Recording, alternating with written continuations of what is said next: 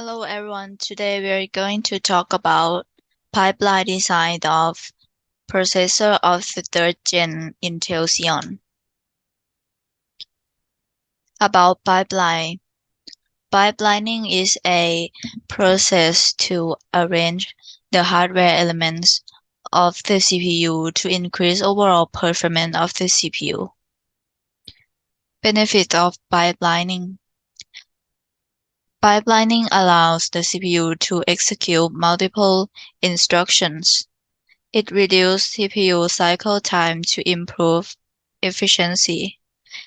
It increases system throughput to process more instructions in a specific time. Also, pipeline processors usually operate a higher clock efficiency than the RAM clock efficiency. This makes the system more reliable and also supports its global implementation. About the third gen Intel Xeon. The third generation Intel Xeon scalable processors were the latest offerings in Intel's Xeon lineup. It was released in 2019. These processors were built on the Ice Lake microarchitecture, which is also known as Sunny Cove for its CPU cores. This is the overall block diagram of Sunny Cove. About the front end. First, the fetch unit will fetch instruction from the L1. Then it will begin to identify the instructions boundary, then prepare the instruction for the decode stage in pre-decoding stage.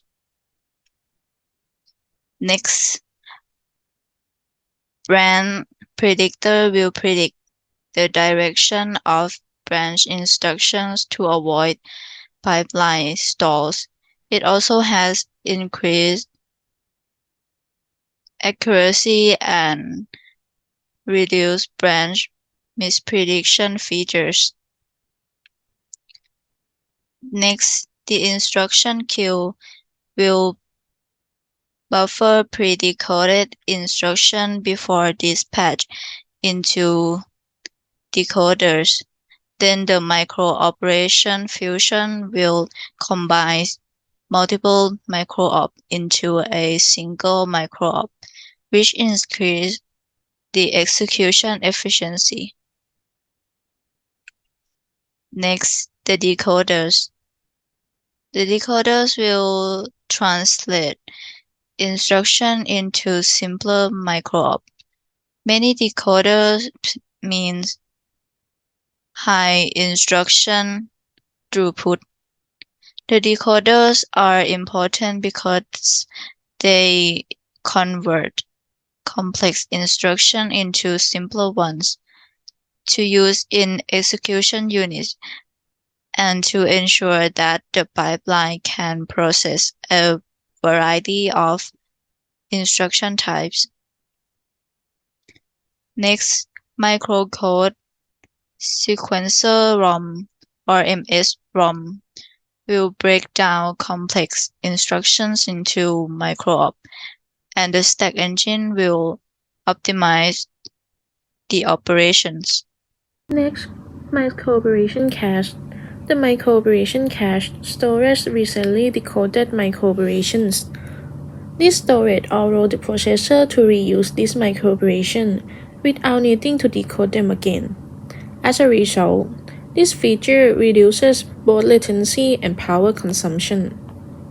Now let's look at benefits of the micro-operation cache. First, it speeds up instruction processing, especially for instructions that are repeated frequency. By having pre-decoded micro-operation ready to use, The microoperation cache decreases byte stores, thereby increasing overall efficiency. Allocation queue.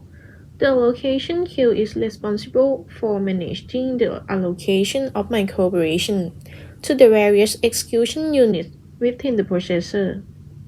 It ensures a balanced load distribution across these execution units.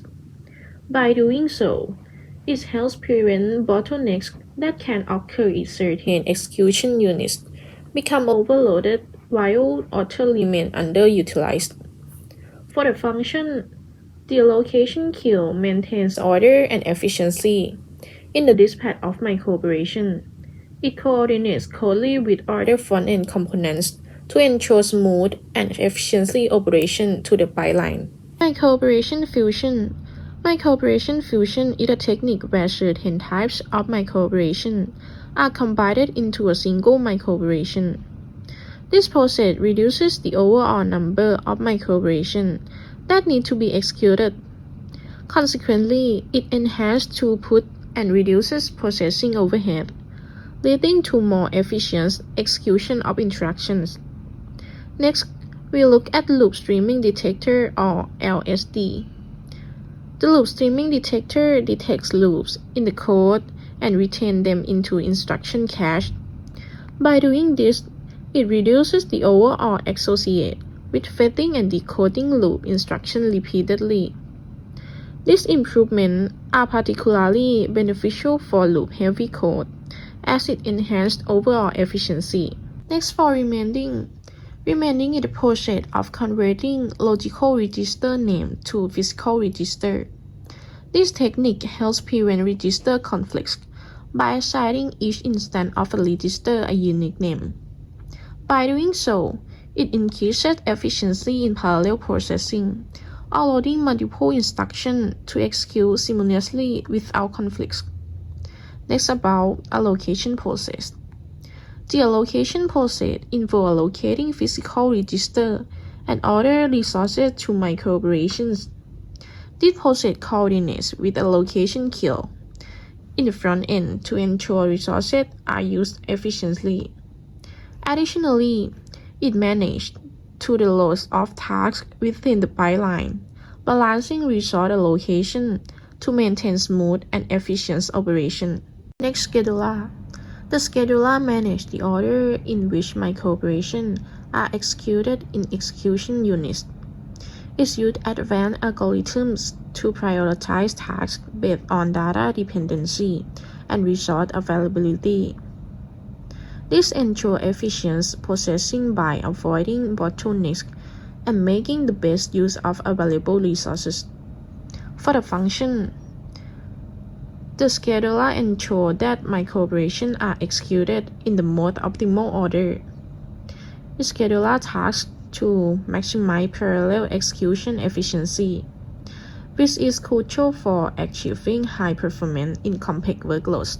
For scheduler ports serve entry points for microoperations to access the execution units. There are multiple ports available to handle the concurrent processing of several microoperations simultaneously. Each port is connected to special execution units, directing microoperation to the appropriate unit based on the type of operation required. Let's look at the execution units. Execution units are the processing units that perform the actual operation as detected by microoperation.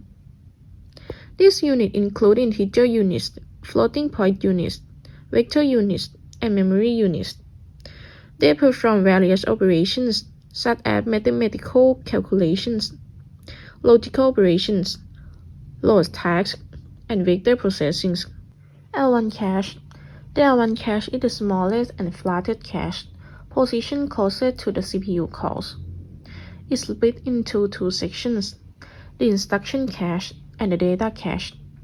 Typically, each core has around 32 GB of L1 cache, which allows for rapid access to frequently used instructions and data. Next, we will discuss the L2 cache. The L2 cache is larger and slightly slower than L1 cache. It is an undefined cache. meaning it stores both instructions and data. Each core typically had around 1 MB of L2 cache, providing a larger storage area, while still maintaining relatively fast access speeds. Finally, let's look at the L3 cache. The L3 cache is the largest and slowest among the three levels of cache. Unlike the L1 and L2 caches, the L3 cache is shared among all the cores in the CPU.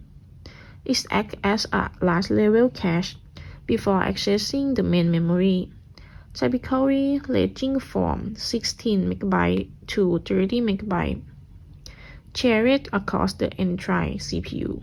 Next, prefetching. Prefetching is a mechanism designed to load data into the cache before it is actually needed by the processor. This proactive approach reduces latency by anticipating future data requirements. Intel Xeon processors incorporate hardware prefetcher that help predict and load the necessary data ahead of time, improving overall efficiency. Next, we will discuss the key innovations in the memory subsystem of the third-generation Intel Xeon processors. This processor features improvement in cache size and efficiency, providing further access to the more data.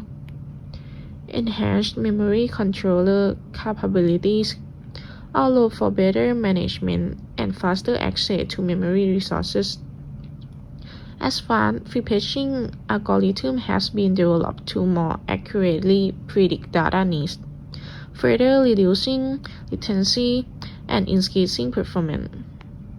The third-generation Intel Xeon processors also support further and higher capacity DDR4 memory, enable better performance for demanding workloads. Prototypes of third-gen Intel Xeon processors improve performance, significant enhancement for better overall performance.